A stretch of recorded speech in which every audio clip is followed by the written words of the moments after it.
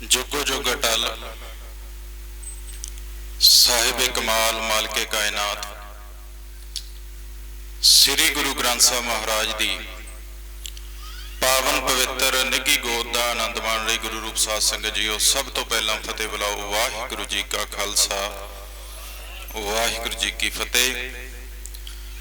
मेरे तो पहला तकरीबन सारे ही बुलारिया ने ढाडी ਸਿੰਘਾਂ ने जून 1984 के घल्लूघारे का इतिहास ਉਹਦੇ ਪਿੱਛੇ ਕਿਹੜੀਆਂ ਤਾਕਤਾਂ ਸਰਗਰਮ ਰਹੀਆਂ ਕੀ ਸਿੱਟੇ ਨਿਕਲੇ ਉਹ ਸਾਰਾ ਕੁਝ ਤੁਹਾਨੂੰ ਦੱਸ ਦਿੱਤਾ ਹੈ। ਸਤਿਕਾਰਯੋਗ ਸਟੇਟ ਸਕੱਤਰ ਸਾਹਿਬ ਨੇ 5 ਮਿੰਟ ਦਾ ਸਮਾਂ ਦਿੱਤਾ ਹੈ ਔਰ 5 ਮਿੰਟ ਦੇ ਸਮੇਂ ਦੇ ਵਿੱਚ ਗੱਲ ਕਹਿਣ ਦਾ ਯਤਨ ਕਰੂੰਗਾ। पहली गल तो यह अज लड़ बन लो कि घल्लूघारा अज समाप्त नहीं होया। घल्लूघारा बदस्तूर जारी है और बड़े ही खतरनाक तरीके दे नाल जारी है। वो इस करके कि जून 1984 दे विच साडा दुश्मन प्रतख सी, सानू पता सी भी आ जिहड़े वर्दियां वाले ने चढ़ के गुरु घर दे उत्ते आए ने ते साडे दुश्मन प्रतख दुश्मन ने।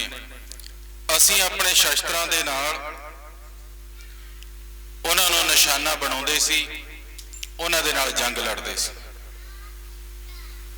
अज साडा दुश्मन प्रतख नहीं है। अज हालात ये बन गए ने भी सिख कौम का कोई इकट्ठ होवे, उस इकट्ठ दे विच सिखां वर्गियां दस्तारां ते दुमाले सजा के भी साडा दुश्मन बैठा होया है। अज दुश्मन की निशानदेही करनी बहुत मुश्किल हो चुकी है। अज घल्लूघारे का होर भी बदलवा रूप ते खतरनाक रूप सामने आ रहा है।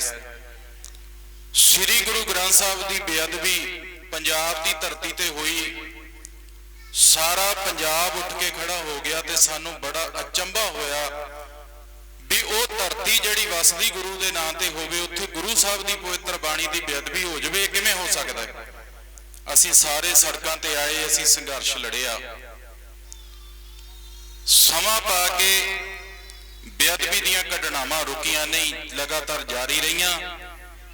अज हालात ये बन गए भी अखबार के उत्ते खबर हुंदी है भी फलाने थां दे उत्ते बेअदबी हुई, सिख एक बार पढ़ता है, अफसोस जताउंदा है ते पन्ना भी पलट दिंदा है ते बेअदबी की घटना भी वसार दिंदा। ये घल्लूघारा है, ये घल्लूघारा है भी बरगाड़ी दे विच हुई बेअदबी दे उत्ते सारी कौम खड़ी हो गई। अज थावां थावां दे उत्ते बेअदबी हो रही है, कौम क्यों नहीं खड़ी हो रही? क्योंकि दो चीज़ां ने, एक तो कौम नूं ये लग रहा भी इन्हां चीज़ां दा इंसाफ नहीं मिलना, दूजा कौम नूं ये लग रहा भी साडे आगू वफादार नहीं है, सानू किसी किनारे ला नहीं सकता। ये भी घल्लूघारा है। अज अपने ही कौम के इतिहास के उत्ते आप दी कौम के प्रचारक किंतु कर रहे ने, सवाल कर रहे ने, अपने ही गुरु के इतिहास नूं आप ही निंद रहे ने। ये भी घल्लूघारा है। एक घल्लूघारे दे रूप ने इन्हां नूं समझण दी लोड़ है। जिस दुश्मन नाल साडा मत्था लगा होया है, उन्हां ने मितिहास नूं इतिहास बना के तुहाडे अगे खड़ा कर दिता है ते इन्ने लंबे समय दे विच साडी कौम दे कुछ उन्हां आगूआं ने अपनी कौम के इतिहास के उत्ते किंतु कर करके अपनी कौम के इतिहास नूं मिथिहास बनाउण दे विच कोई कसर नहीं छड्डी। ये साडे वास्ते बहुत वड्डी दुख की गल है। 1947 तो बाद जिन्नियां भी समस्यावां साडे सामने खड़ियां होईयां, उन्हां दी जड़ केवल ते केवल एक गल दे विच है ते ओहदा हल भी गुरु साहब आप दस के गए ने। गुरु साहब दस के गए सी भी नीचा अंदर नीच जात, नीची हू अत नीच, नानक तिन के संग साथ वड्डियां स्यों प्यारे। अज 90% कौम की आजादी की गल करने वाले आगू इस गल नूं समझण दे विच नाकामयाब ने। जे गल ਗੱਲ ਕੱਲੀ ਪੰਜਾਬ ਦੇ ਦਾਇਰੇ ਦੇ ਅੰਦਰ ਰਹਿ ਕੇ ਬਣਦੀ ਹੁੰਦੀ ਤਾਂ ਯਾਦ ਰੱਖਿਓ ਗੁਰੂ ਨਾਨਕ ਸਾਹਿਬ ਨੇ ਕਦੇ ਉਦਾਸੀਆਂ ਕਰਨ ਵਾਸਤੇ ਨਹੀਂ ਸੀ ਜਾਣਾ। ਹਜ਼ਾਰਾਂ ਕਿਲੋਮੀਟਰ ਲੰਬਾ ਪੈਂਡਾ ਤੈਅ ਕਰਕੇ ਗੁਰੂ ਸਾਹਿਬ ਨੇ ਸੰਸਾਰ ਦੇ ਕੋਨੇ-ਕੋਨੇ ਵਿੱਚ ਗੁਰਮਤਿ ਦਾ ਉਪਦੇਸ਼ ਪਹੁੰਚਦਾ ਕੀਤਾ। ਜੇ ਕੱਲੀ ਕੇਵਲ ਸਿੱਖਾਂ ਦੀ ਤੇ ਪੰਜਾਬ ਦੀ ਗੱਲ ਹੁੰਦੀ ਤੇ ਜਦੋਂ ਗੁਰੂ ਅਰਜਨ ਦੇਵ ਪਾਤਸ਼ਾਹ ਜੀ ਨੇ ਸ੍ਰੀ ਗੁਰੂ ਗ੍ਰੰਥ ਸਾਹਿਬ ਮਹਾਰਾਜ ਦੀ ਸੰਪਾਦਨਾ ਕੀਤੀ, ਉਹਦੇ ਵਿੱਚ ਭਗਤ ਸਾਹਿਬਾਨਾਂ ਦੀ ਬਾਣੀ ਦਰਜ ਨਹੀਂ ਸੀ ਹੋਣੀ, ਕੇਵਲ ਗੁਰੂ ਸਾਹਿਬਾਨਾਂ ਦੀ ਬਾਣੀ ਦਰਜ ਹੋਣੀ ਸੀ।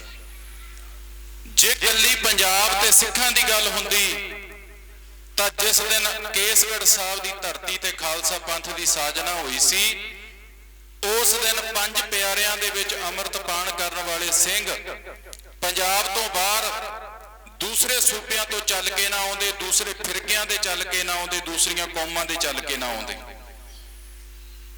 ਗੱਲ ਇੱਥੇ ਖੜੀ ਹੈ। ਗੁਰੂ ਸਾਹਿਬ ਨੇ ਸਾਨੂੰ ਗੁਰੂ ਗ੍ਰੰਥ ਸਾਹਿਬ ਜੀ ਦੇ ਵਿੱਚ ਫਲਸਫਾ ਦਿੱਤਾ ਸੀ। ਅਸੀਂ ਰੋਜ਼ ਗੁਰੂ ਘਰ ਦੇ ਵਿੱਚ ਪੜ੍ਹਦੇ ਹਾਂ, ਰਾਜ ਕਰੇਗਾ ਖਾਲਸਾ ਆਕੀ ਰਹੇ ਨਾ ਕੋਏ, ਪਰ ਕੀ ਅਸੀਂ ਵਾਕਈ ਰਾਜ ਕਰਨ ਵਾਸਤੇ ਸੰਜੀਦਾ ਹੈ? ਗੱਲ ਇੱਥੇ ਖੜੀ ਹੈ। ਪੁੱਛੋ ਆਪਣੇ ਆਪ ਨੂੰ। ਗੁਰੂ ਸਾਹਿਬਾਨ ਨੇ ਗੁਰੂ ਗ੍ਰੰਥ ਸਾਹਿਬ ਜੀ ਦੇ ਵਿੱਚ ਭਗਤ ਸਾਹਿਬਾਨਾਂ ਦੀ ਬਾਣੀ ਦਰਜ ਕੀਤੀ ਤੇ ਤੁਹਾਨੂੰ ਸੁਨੇਹਾ ਦਿੱਤਾ ਵੀ ਉਹ ਲੋਕ ਜਿਹੜੇ ਵਿਪਰਵਾਦ ਦੀ ਵਿਚਾਰਧਾਰਾ ਨੂੰ ਚੁਣੌਤੀ ਦੇ ਰਹੇ ਨੇ, ਕੇਵਲ ਪੰਜਾਬ ਨਹੀਂ, ਪੰਜਾਬ ਤੋਂ ਬਾਹਰ ਸਮੁੱਚੇ ਭਾਰਤ ਵਿੱਚ, ਉਹਨਾਂ ਸਾਰਿਆਂ ਨੂੰ ਨਾਲ ਲੈ ਕੇ ਅਸੀਂ ਲੜਾਈ ਲੜਨੀ ਹੈ। ਅੱਜ ਸਿੱਖ ਕੌਮ ਪੰਜਾਬ ਦੇ ਵਿੱਚ ਵਸ ਰਹੀ ਹੈ, ਪਰ ਭਗਤ ਨਾਮਦੇਵ ਜੀ ਦੀ ਬਾਣੀ ਜਿਹੜੀ ਅਸੀਂ ਰੋਜ਼ ਪੜ੍ਹਦੇ ਹਾਂ, ਕਦੇ ਸੋਚਿਆ ਭਗਤ ਨਾਮਦੇਵ ਜੀ ਨੂੰ ਮੰਨਣ ਵਾਲਿਆਂ ਦੇ ਉੱਤੇ ਮਹਾਰਾਸ਼ਟਰ 'ਚ ਕੀ ਕੁਝ ਹੋ ਰਿਹਾ? ਕਦੇ ਸੋਚਿਆ ਭਗਤ ਸੈਣ ਜੀ ਨੂੰ ਮੰਨਣ ਵਾਲਿਆਂ ਉੱਤੇ ਕੀ ਕੁਝ ਹੋ ਰਿਹਾ ਹੈ? 37 ਸਾਲ ਹੋ ਗਏ ਨੇ ਘੱਲੂਘਾਰੇ ਨੂੰ। 37 ਸਾਲਾਂ ਦੇ ਵਿੱਚ ਯਾਦ ਰੱਖਿਓ, ਅਸੀਂ ਸਿੱਖਾਂ ਨੂੰ ਕੌਮ ਦੀ ਲੀਡਰਸ਼ਿਪ ਪ੍ਰਤੀ ਪ੍ਰਵਾਨ ਨਹੀਂ ਕਰਾ ਸਕੇ। ਅਜੇ ਬਹੁਤ ਸਾਰੇ ਸਿੱਖ ਵੀ ਸੰਤ ਜਰਨੈਲ ਸਿੰਘ ਜੀ ਦੇ ਕਿਰਦਾਰ ਪਾਸੇ ਸ਼ੱਕੀ ਹੋਏ ਬੈਠੇ ਨੇ। ਗੱਲ ਕੀ ਸੀ? 37 ਸਾਲਾਂ ਦੇ ਵਿੱਚ ਅਸੀਂ ਭਾਰਤ ਦੀ ਹਰ ਘੱਟ ਗਿਣਤੀ ਕੌਮ ਤੇ ਬਹੁਜਨ ਸਮਾਜ ਨੂੰ ਸੰਤ ਜਰਨੈਲ ਸਿੰਘ ਖਾਲਸਾ ਭਿੰਡਰਾਂ ਵਾਲਿਆਂ ਦੇ ਜੀਵਨ ਦੀਆਂ ਅਸਲੀ ਉਹ ਗੱਲਾਂ, ਉਹ ਗੁਣ ਉਹ ਦੱਸਣੇ ਸੀ, ਜਿਨ੍ਹਾਂ ਦੇ ਨਾਲ ਉਹਨਾਂ ਨੂੰ ਪਤਾ ਲੱਗਣਾ ਸੀ ਕਿ ਸੰਤ ਜਰਨੈਲ ਸਿੰਘ ਅੱਤਵਾਦੀ ਨਹੀਂ ਸੀ, ਟੈਰਰਿਸਟ ਨਹੀਂ ਸੀ। ਅਸੀਂ ਆਪਣਾ ਫਰਜ਼ ਹੀ ਪਛਾਣ ਨਹੀਂ ਸਕੇ। ਅਸੀਂ ਦੇਸ਼ ਦੇ ਬਹੁਜਨ ਸਮਾਜ ਨੂੰ ਨਾਲ ਲੈਣਾ ਤਾਂ ਬਹੁਤ ਦੂਰ ਦੀ ਗੱਲ ਹੈ, ਉਹ ਅਸੀਂ ਤਾਂ ਆਪਣੇ ਪਿੰਡਾਂ ਦੇ ਬਹੁਜਨ ਸਮਾਜ ਨੂੰ ਨਾਲ ਨਹੀਂ ਲੈ ਸਕੇ। ਗੁਰੂ ਘਰਾਂ ਤੋਂ ਲੈ ਕੇ ਸ਼ਮਸ਼ਾਨ ਘਾਟਾਂ ਤੱਕ ਜਿਸ ਕੌਮ ਦੇ ਵੰਡ ਦਿੱਤੇ ਗਏ ਹੋਣ, ਅੱਜ ਤੁਸੀਂ ਪਿੰਡ ਦੇ ਵਿੱਚ ਤਜਰਬਾ ਕਰਕੇ ਵੇਖ ਲਿਓ, ਆਪਣੇ ਪਿੰਡਾਂ ਦੇ ਵਿੱਚ ਜਾਤਾਂ ਆਧਾਰਿਤ ਸ਼ਮਸ਼ਾਨ ਘਾਟ ਬਣੇ ਹੋਏ ਨੇ। ਤੁਸੀਂ ਜਾਤਾਂ ਆਧਾਰਿਤ ਸ਼ਮਸ਼ਾਨ ਘਾਟ ਖਤਮ ਕਰਨ ਦੀ ਗੱਲ ਪਿੰਡ 'ਚ ਕਰਕੇ ਦੇਖ ਲਿਓ, 90 ਬੰਦੇ ਤੁਹਾਡੇ ਪਿੰਡ 'ਚੋਂ ਖੜੇ ਹੋ ਜਾਣਗੇ ਜਿਹੜੇ ਇਹਦੀ ਵਿਰੋਧਤਾ ਕਰਨਗੇ ਵੀ ਨਹੀਂ। ਉਹ ਇੱਥੇ ਤੱਕ ਜਾਤਾਂ ਦੇ ਵਿੱਚ ਗਰਸ ਕੇ ਅਸੀਂ ਕਿਹੜਾ ਰਾਜ ਸਥਾਪਿਤ ਕਰ ਲਵਾਂਗੇ? ਨਹੀਂ ਹੋ ਸਕਦਾ। ਗੁਰੂ ਸਾਹਿਬ ਦੇ ਫਲਸਫੇ ਨੂੰ ਸਮਝੋ, ਗੁਰੂ ਸਾਹਿਬ ਦੀ ਵਿਚਾਰਧਾਰਾ ਨੂੰ ਸਮਝੋ, ਉਹਨਾਂ ਨੂੰ ਸਮਝ ਕੇ ਬਹੁਜਨ ਸਮਾਜ ਨੂੰ ਆਪਣੇ ਗਲ ਲਾਓ, ਘੱਟ ਗਿਣਤੀ ਕੌਮਾਂ ਨੂੰ ਆਪਣੇ ਗਲ ਲਾਓ। ਉਹ ਅੱਜ ਤੁਹਾਡੇ ਵੱਲ ਵੇਖ ਰਹੇ ਨੇ। ਅੱਜ ਮਹਾਰਾਸ਼ਟਰ ਦੇ ਵਿੱਚ, ਨਾਗਪੁਰ ਦੇ ਵਿੱਚ, ਹੈਦਰਾਬਾਦ ਦੇ ਵਿੱਚ, ਪੂਨੇ ਦੇ ਵਿੱਚ, ਵੱਖ-ਵੱਖ ਥਾਵਾਂ ਤੇ ਇਹਨਾਂ ਭਗਤ ਸਾਹਿਬਾਨਾਂ ਨੂੰ ਮੰਨਣ ਵਾਲੇ ਲੋਕ ਤੁਹਾਡੇ ਵੱਲ ਵੇਖ ਰਹੇ ਨੇ ਕਿ ਅੱਜ ਫੇਰ ਕੋਈ ਕਲਗੀਆਂ ਵਾਲੇ ਦਾ ਪੁੱਤਰ ਚੜ ਕੇ ਘੋੜੇ ਦੇ ਉੱਤੇ ਤੇ ਹੱਥ ਵਿੱਚ ਸ਼ਸਤਰ ਫੜ ਕੇ ਸਾਡੇ ਕੋਲ ਆਵੇਗਾ ਤੇ ਕਹੇਗਾ, ਉੱਠ ਗੁਰਮੁਖਾ, ਤੈਨੂੰ ਇਹ ਸ਼ੂਦਰ ਆਖ ਕੇ ਰੋਜ਼ ਜ਼ਲੀਲ ਕਰਦੇ ਨੇ, ਰੋਜ਼ ਤੇਰੇ ਤੇ ਜ਼ੁਲਮ ਕਰਦੇ ਨੇ, ਚੱਲ ਮੇਰੇ ਨਾਲ ਕੇਸਗੜ੍ਹ ਸਾਹਿਬ ਦੀ ਧਰਤੀ ਦੇ ਉੱਤੇ ਤੈਨੂੰ ਅੰਮ੍ਰਿਤ ਪਾਨ ਕਰਾਉਣਾ ਹੈ। ਤੂੰ ਸ਼ਸਤਰ ਵੀ ਰੱਖ ਸਕਦਾ ਹੈ, ਤੂੰ ਘੋੜਾ ਵੀ ਰੱਖ ਸਕਦਾ ਹੈ, ਤੇ ਤੂੰ ਸਿਰ ਤੇ ਦਸਤਾਰ ਵੀ ਸਜਾ ਸਕਦਾ ਹੈ। ਉਹ ਤੁਹਾਡੇ ਵੱਲ ਦੇਖ ਰਹੇ ਨੇ। ਤੇ ਸਿੱਖ ਕੌਮ ਨੂੰ ਮਜ਼ਲੂਮ ਬਣਨ ਵਾਸਤੇ ਨਹੀਂ ਸੀ ਸਾਜਿਆ ਪਾਤਸ਼ਾਹ ਨੇ। ਅੱਜ ਮੈਨੂੰ ਬਹੁਤ ਦੁੱਖ ਹੁੰਦਾ ਹੈ ਜਦੋਂ ਸਾਡੀ ਸਿੱਖ ਕੌਮ ਦੇ ਆਗੂ ਬੜੇ ਮਜ਼ਲੂਮ ਜੈ, ਬੜੇ ਮਸਕੀਨ ਜੈ, ਬੜੇ ਲਾਚਾਰ ਜੈ ਤੇ ਬੇਵਸ ਜੈ ਹੋ ਕੇ ਸਟੇਜਾਂ ਤੋਂ ਕਹਿੰਦੇ ਨੇ ਕਿ ਅਸੀਂ ਗੁਲਾਮ ਹੈ ਤੇ ਗੁਲਾਮੀ ਸਾਡੀ ਟੁੱਟ ਨਹੀਂ ਰਹੀ। ਉਹ ਸਿੱਖਾਂ ਨੂੰ ਤਾਂ ਇੰਨੇ ਜ਼ਿਆਦਾ ਤਾਕਤਵਰ ਗੁਰੂ ਸਾਹਿਬ ਨੇ ਬਣਾਇਆ ਸੀ ਕਿ ਸਿੱਖਾਂ ਨੇ ਦੂਸਰਿਆਂ ਦੀ ਗੁਲਾਮੀ ਵੀ ਤੋੜ ਦੇਣੀ ਸੀ, ਆਪ ਦੀ ਗੁਲਾਮੀ ਵੀ ਮੁਕਤ ਨਹੀਂ ਹੋ ਸਕੀ। ਤਾਂ ਸੋਚਣ ਦੀ ਲੋੜ ਹੈ। ਇਹ ਜਗਾਰੇ ਵਾਲੀ ਗੱਲ ਨਹੀਂ ਹੈਗੀ, ਮੈਂ ਦੁੱਖ ਵਾਲੀ ਗੱਲ ਕਰ ਰਿਹਾ। ਇਹ ਦੁੱਖ ਵਾਲੀ ਗੱਲ ਹੈ। ਅਸੀਂ ਲੋਕਾਂ ਦੀ ਗੁਲਾਮੀ ਨੂੰ ਵੀ ਤੋੜਨਾ ਸੀ, ਅਸੀਂ ਆਪ ਦੀ ਗੁਲਾਮੀ ਵੀ ਤੋੜ ਨਹੀਂ ਸਕੇ। ਤਾਂ ਸਮਝ ਲਓ ਵੀ ਗੁਰੂ ਗ੍ਰੰਥ ਸਾਹਿਬ ਦੀ ਵਿਚਾਰਧਾਰਾ ਤੋਂ ਟੁੱਟੇ ਹੋਏ ਹੋ। ਗੁਰੂ ਗ੍ਰੰਥ ਸਾਹਿਬ ਦੀ ਵਿਚਾਰਧਾਰਾ ਨੂੰ ਨਾ ਜਾਣਿਆ, ਨਾ ਪਹਿਚਾਣਿਆ ਤੇ ਨਾ ਉਹਦੇ ਪ੍ਰਚਾਰ ਪ੍ਰਸਾਰ ਵਾਸਤੇ ਯਤਨ ਕਰ ਰਹੇ ਹਾਂ। ਸੋ ਇੱਕੋ ਹੀ ਮੇਰੀ ਬੇਨਤੀ ਹੈ, ਜਿੰਨਾ ਸਮਾਂ ਸਮਾਜ ਦੇ ਵਿੱਚ ਊਚ ਨੀਚ ਦੇ ਪਾੜੇ ਨੂੰ ਖਤਮ ਨਹੀਂ ਕਰ ਦਿੰਦੇ, ਜਿੰਨਾ ਸਮਾਂ ਜ਼ਾਤਾਂ ਪਾਤਾਂ ਦੇ ਪਾੜੇ ਨੂੰ ਖਤਮ ਕਰਕੇ ਇੱਕ ਦੂਜੇ ਨੂੰ ਗਲ ਨਹੀਂ ਲਾ ਲੈਂਦੇ, ਵਿਪਰਵਾਦ ਨੂੰ ਤੁਸੀਂ ਹਰਾ ਨਹੀਂ ਸਕਦੇ। ਕਿਉਂਕਿ ਵਿਪਰਵਾਦ 37 ਸਾਲਾਂ 'ਚ ਬਹੁਤ ਤਾਕਤਵਰ ਹੋ ਚੁੱਕਿਆ। 37 ਸਾਲਾਂ 'ਚ ਉਹਨਾਂ ਦੀ ਤਾਕਤ ਬਹੁਤ ਵਧੀ ਹੈ, ਸਾਡੀ ਘਟੀ ਹੈ। ਘਟੀ ਇਸ ਕਰਕੇ ਹੈ ਵੀ 1984 ਵਿੱਚ ਮੇਰੇ ਤੋਂ ਪਹਿਲਾਂ ਜਥੇਦਾਰ ਕਹਿ ਕੇ ਗਏ ਸੀ ਵੀ ਇੱਕ ਜਰਨੈਲ ਦੀ ਅਗਵਾਈ ਵਿੱਚ ਕੌਮ ਲੜੀ ਸੀ। ਅੱਜ 2900 ਜਰਨੈਲ ਨੇ ਤੇ 2900 ਥਾਂ ਤੇ ਕੌਮ ਵੰਡੀ ਹੋਈ ਹੈ। ਸਾਡੀ ਤਾਕਤ ਘਟੀ ਹੈ। ਉਹਨਾਂ ਦੀ ਵਧੀ ਇਸ ਕਰਕੇ ਹੈ ਵੀ ਦੇਸ਼ ਦਾ ਪ੍ਰਧਾਨ ਮੰਤਰੀ ਨਰਿੰਦਰ ਮੋਦੀ, ਜਿਹਨੂੰ RSS ਨੇ ਨਾਗਪੁਰ ਦੇ ਵਿੱਚੋਂ ਭੇਜਿਆ ਵੀ ਤੂੰ ਸਮੁੱਚੇ ਦੇਸ਼ ਦੇ ਵਿਪਰਵਾਦੀ ਸੋਚ ਦਾ ਪੈਰੋਕਾਰ ਹੈ ਤੇ ਤੂੰ ਅਗਵਾਈ ਕਰੇਗਾ। ਸਾਰੇ ਮੁਲਕ ਨੇ ਉਹਨਾਂ ਦੇ ਨੇ ਮੰਨ ਲਿਆ, ਸਾਰਿਆਂ ਨੇ ਮੰਨ ਲਿਆ ਤੇ ਉਹਨੂੰ ਵੋਟਾਂ ਪਾ ਕੇ ਤੇ ਪ੍ਰਧਾਨ ਮੰਤਰੀ ਬਣਾਇਆ ਤੇ ਉਹਦੀ ਚੋਣ ਕੀਤੀ। ਪਰ ਅਸੀਂ ਵੰਡੇ ਹੋਏ ਆ। ਅੱਜ ਜੇ ਤੁਸੀਂ ਵਿਪਰਵਾਦ ਨੂੰ ਮਾਰਨਾ ਹੈ ਤੇ ਵਿਪਰਵਾਦ ਦੀ ਮੌਤ ਇੱਕੋ ਚੀਜ਼ ਵਿੱਚ ਹੈ, ਉਹ ਹੈ ਕਨਵਰਜਨ ਵਿੱਚ। ਜਿੰਨੀ ਵੱਡੀ ਗਿਣਤੀ ਦੇ ਵਿੱਚ ਤੁਸੀਂ ਅੰਮ੍ਰਿਤ ਸੰਚਾਰ ਦੀ ਲਹਿਰ ਚਲਾ ਦਿਓਗੇ, ਜਿੰਨੀ ਵੱਡੀ ਗਿਣਤੀ 'ਚ ਗੁਰਮਤਿ ਦਾ ਫਲਸਫਾ ਪ੍ਰਚਾਰ ਦਿਓਗੇ, ਜਿੰਨੀ ਵੱਡੀ ਗਿਣਤੀ ਦੇ ਵਿੱਚ ਬਹੁਜਨ ਸਮਾਜ ਨੂੰ, ਘੱਟ ਗਿਣਤੀ ਕੌਮਾਂ ਨੂੰ, ਜਿਨ੍ਹਾਂ ਨੂੰ ਅੱਜ ਵੀ ਉਹ ਸ਼ੂਦਰ ਵੀ ਕਹਿੰਦੇ ਨੇ, ਉਹਨਾਂ ਨੂੰ ਲਤਾੜਦੇ ਵੀ ਨੇ, ਉਹਨਾਂ ਨੂੰ ਜ਼ਲੀਲ ਵੀ ਕਰਦੇ ਨੇ, ਉਹਨਾਂ ਦੀਆਂ ਧੀਆਂ ਭੈਣਾਂ ਦੀ ਪੱਤ ਵੀ ਲੁੱਟਦੇ ਨੇ ਤੇ ਫਿਰ ਉਹਨਾਂ ਦੀਆਂ ਵੋਟਾਂ ਲੈ ਕੇ ਰਾਜ ਵੀ ਕਰਦੇ ਨੇ। ਜੇ ਤੁਸੀਂ ਉਹਨਾਂ ਨੂੰ ਆਪਣੇ ਗਲ ਲਾ ਕੇ ਉਹਨਾਂ ਨੂੰ ਗੁਰਸਿੱਖੀ ਦੇ ਵਿੱਚ ਲੈ ਆਏ, ਫਿਰ ਖਾਲਸੇ ਦਾ ਰਾਜ ਵੀ ਸਥਾਪਿਤ ਹੋ ਜਾਣਾ, ਫਿਰ ਵਿਪਰਵਾਦ ਦੀ ਜੜ ਵੀ ਵੱਢੀ ਜਾਣੀ। ਪਰ ਦੁੱਖ ਹੈ ਕਿ ਪਿੱਛੇ ਜੇ ਯਤਨ ਕੀਤੇ ਸੀ ਕਿ ਹਰਿਆਣੇ ਦੇ ਨਾਲ ਸਾਡਾ ਬਹੁਤ ਵੱਡਾ ਝਗੜਾ ਚੱਲਦਾ ਰਹਿੰਦਾ ਹੈ। ਹਰਿਆਣੇ ਦੇ ਕੁਝ ਜਾਟ ਆਗੂਆਂ ਨੂੰ ਗੁਰਮਤ ਫਲਸਫੇ ਤੋਂ ਜਾਣੂ ਕਰਵਾਇਆ ਕੁਝ ਗੁਰਸਿੱਖਾਂ ਨੇ, ਜਿਨ੍ਹਾਂ ਦੀ ਸਤਿਗੁਰੂ ਨੇ ਡਿਊਟੀ ਲਾਈ। ਉਹਨਾਂ ਜਾਟ ਆਗੂਆਂ ਨੇ ਫੈਸਲਾ ਕੀਤਾ ਵੀ ਅੱਜ ਤੋਂ ਅਸੀਂ ਗੁਰਸਿੱਖੀ 'ਚ ਪ੍ਰਵੇਸ਼ ਕਰਨਾ ਹੈ, ਅਸੀਂ ਅੰਮ੍ਰਿਤਪਾਨ ਕਰਨਾ ਹੈ। ਉਹ ਅੰਮ੍ਰਿਤਪਾਨ ਕਰਨ ਵਾਸਤੇ 300 ਜਾਣਿਆਂ ਦਾ ਜਥਾ ਲੈ ਕੇ ਦਰਬਾਰ ਸਾਹਿਬ ਪਹੁੰਚੇ ਤੇ ਸ਼੍ਰੋਮਣੀ ਕਮੇਟੀ ਨੇ ਜਵਾਬ ਦਿੱਤਾ ਵੀ ਕਰੋਨਾ ਦੀ ਮਹਾਮਾਰੀ ਪੂਰੇ ਜ਼ੋਰਾਂ ਤੇ, ਅਸੀਂ ਤੁਹਾਨੂੰ ਅੰਮ੍ਰਿਤ ਨਹੀਂ ਛਕਾ ਸਕਦੇ। ਉਹ ਦੱਬੇ ਕੁਚਲੇ ਲਤਾੜੇ ਲੋਕ ਜਿਹੜੇ ਰੋਜ਼ ਵਿਪਰਵਾਦ ਹੱਥੋਂ ਜ਼ਲੀਲ ਹੁੰਦੇ ਸੀ, ਉਹ ਜੇ ਕੋਈ ਗੁਰੂ ਦਾ ਪਿਆਰਾ ਉਹਨਾਂ ਦੇ ਕੋਲ ਜਾ ਕੇ ਉਹਨਾਂ ਨੂੰ ਪ੍ਰੇਰਨਾ ਕਰਕੇ ਉਹਨਾਂ ਨੂੰ ਮਨਾ ਕੇ ਤੇ ਲੈ ਆਇਆ ਗੁਰਸਿੱਖੀ 'ਚ, ਤੇ ਗੁਰਸਿੱਖੀ ਦੇ ਵਿੱਚ ਲਿਆ ਕੇ ਤੇ ਫਿਰ ਜਵਾਬ ਕੀ ਦਿੱਤਾ ਸਾਡੀ ਸ਼੍ਰੋਮਣੀ ਸੰਸਥਾ ਨੇ। ਕਿਉਂਕਿ ਸਾਡੀਆਂ ਸ਼੍ਰੋਮਣੀ ਸੰਸਥਾਵਾਂ ਵੀ ਜਿਹੜੀਆਂ ਵਿਪਰਵਾਦ ਦੀ ਗੁਲਾਮੀ ਹੇਠ ਚਲੇ ਗਈਆਂ ਨੇ। ਤੇ ਮੈਂ ਇਸ ਸਮੇਂ ਦੇ ਉੱਤੇ ਮੇਰੇ ਬਹੁਤ ਹੀ ਸਤਿਕਾਰਯੋਗ ਸੱਜਣ ਬੈਠੇ ਨੇ, ਜਥੇਦਾਰ ਕੁਲਦੀਪ ਸਿੰਘ ਜੀ ਮਾਸਟਰ ਜੀ, ਵੀਰ ਸੰਦੀਪ ਸਿੰਘ ਹੋਣੀ, ਖੁਣਖੁਣ ਸਾਹਿਬ, ਸਿੰਗੜੀਵਾਲ ਸਾਹਿਬ, ਇਹ ਸਾਰੇ ਸਾਡੀ ਸ਼੍ਰੋਮਣੀ ਅਕਾਲੀ ਦਲ ਅੰਮ੍ਰਿਤਸਰ ਦੀ ਲੀਡਰਸ਼ਿਪ ਬੈਠੀ, ਹੋਰ ਵੀ ਬੇਅੰਤ ਸੱਜਣ ਬੈਠੇ ਨੇ। ਤੇ ਮੇਰੇ ਬਿਲਕੁਲ ਨਾਲ ਹੀ ਸਰਦਾਰ ਭੁਪਿੰਦਰ ਸਿੰਘ ਜੀ ਸੱਜਣ ਬੈਠੇ ਨੇ। ਵੱਡੀ ਕੁਰਬਾਨੀ ਹੈ, ਵੱਡੀ ਸ਼ਖਸੀਅਤ ਹੈ, ਵੱਡੀ ਸੋਚ ਹੈ। ਮੇਰੇ ਤੋਂ ਪਹਿਲਾਂ ਨੋਬਲਜੀਤ ਸਿੰਘ ਜੀ ਉਹ ਵੀ ਸੰਬੋਧਨ ਕਰਕੇ ਗਏ ਨੇ। ਮੈਂ ਇਹਨਾਂ ਨੌਜਵਾਨਾਂ ਨੂੰ, ਜਿੰਨੇ ਵੀ ਤੁਸੀਂ ਅੱਜ ਇੱਥੇ ਬੈਠੇ ਹੋ, ਹੱਥ ਜੋੜ ਕੇ ਬੇਨਤੀ ਕਰਦਾ ਵੀ ਇੱਕ ਹਿੱਸਾ ਕੌਮ ਦੀ ਲੀਡਰਸ਼ਿਪ ਦਾ ਆਪਣੀ ਅਗਵਾਈ ਕਰ ਚੁੱਕਿਆ ਹੈ।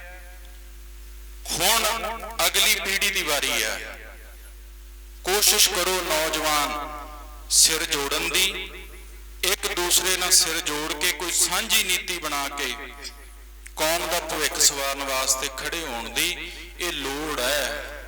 ਜੇ ਉਹੀ ਭੈੜ, ਜਿਹੜੀ ਭੈੜ ਦੇ ਕਰਕੇ ਸਾਡੀ ਕੌਮ ਦਾ ਅੱਜ ਤੱਕ ਆਹ ਹਾਲ ਹੋ ਗਿਆ ਕਿ ਸਾਡੇ ਜਿਹੜੇ ਬਜ਼ੁਰਗ ਆਗੂ ਇੱਕ ਦੂਜੇ ਨਾਲ ਮਿਲਣ ਵਾਸਤੇ ਤਿਆਰ ਹੀ ਨਹੀਂ ਹੈਗੇ, ਇੱਕ ਦੂਜੇ ਦੇ ਨਾਲ ਕੰਮ ਕਰਨ ਵਾਸਤੇ ਤਿਆਰ ਹੀ ਨਹੀਂ, जे यही कमी असी नौजवानों ने भी अपने विच लै आउणी है, फिर मैं समझदा भी असी भी बहुत वड्डे दोषी होवांगे। असी घल्लूघारा करन वालियां नूं तां दोषी ठहराउने आ,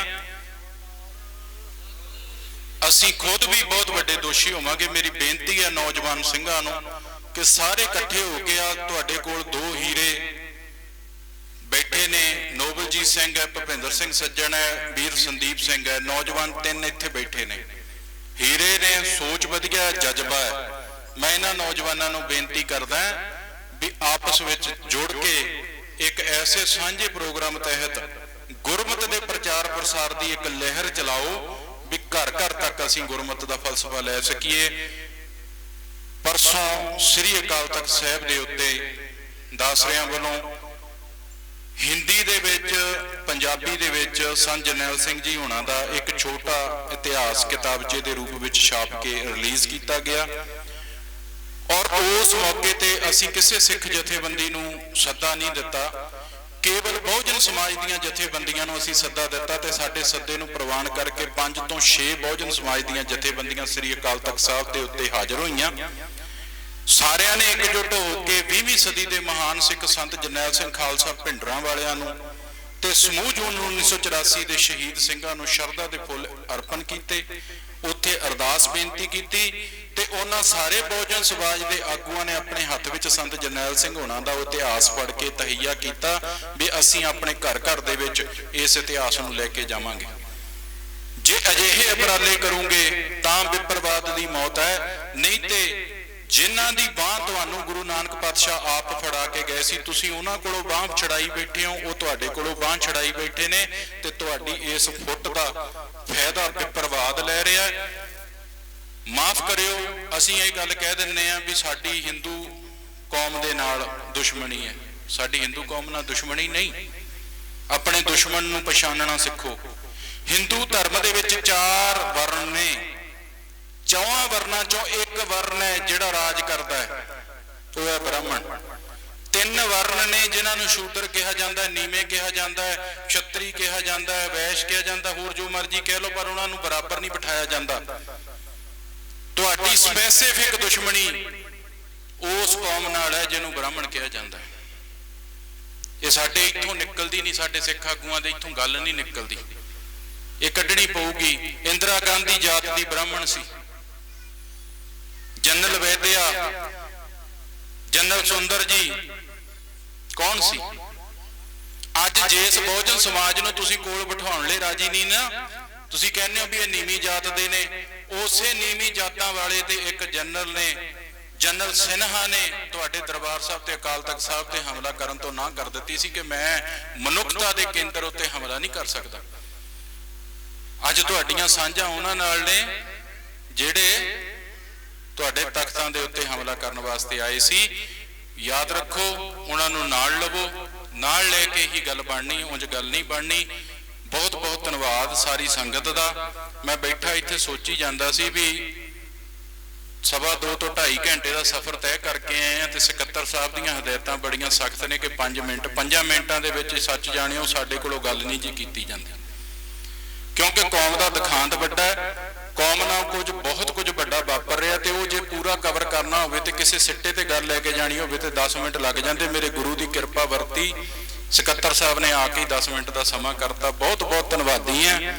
हुण मेरा बहुत ही एक नज़दीकी सज्जन जो मैनू हुणे फोन आया भी वो संसार तो रुखसत हो गया, मैं इत्थे आउणा सी ते मैं इत्थे हाज़री भरनी जरूरी समझी भी जिथे जुबान कीती होवे वो जुबान पूरी करनी बहुत ज़्यादा जरूरी है। सो मैं अपनी हाज़री लगवा के हुण संगत तो इजाजत चाहुंदा, गुरु साहब तो इजाजत चाहुंदा। मैं हुण उत्थे बेशक संस्कार तो हो गए होणगे, पर मैं उस विदायगी के उत्ते हाज़री जरूर लवाऊंगा। सो सारियां संगतां दा धन्नवाद, जथेदार साहिबानां दा धन्नवाद जिन्हां ने इस समागम नूं उलीकिया। बोलते समय कोई बद घट बोल गए होइए माफ़ी चाहुंदे आ। वाहिगुरू जी का खालसा, वाहिगुरू जी की फतेह।